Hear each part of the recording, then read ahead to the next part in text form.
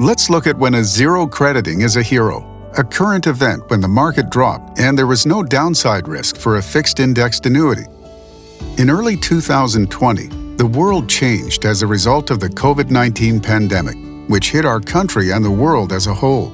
COVID-19 created unprecedented challenges and, yes, affected the financial market greatly. On February 19th, the S&P peaked at 3386, and in just 33 short days, it dropped nearly 40% down to 2237. To demonstrate the impact of a 40% loss, let's look at some simple numbers. If you had $1,000 in the market and lost 40%, you would now have $600. What would it take to get back to where you started? Most would think just 40%. However, $600 times 40% equals $240.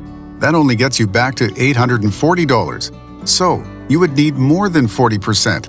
It's actually 66.6% just to get back to where you started. What if you had something in place that would keep your money from dropping into these negative numbers? Even a 0% loss would be better than a 40% loss. In such a case, zero really would be your hero, the equivalent of the 66.6% necessary to get back to where you started. For many, COVID-19 represented unprecedented times, but for the stock market, that was not the case. To see another example, we only have to look at the subprime mortgage and credit crisis of 2007.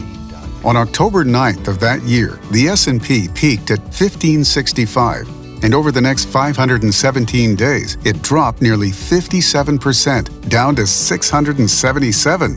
Ouch! Do you know people who were impacted by this slump in the market?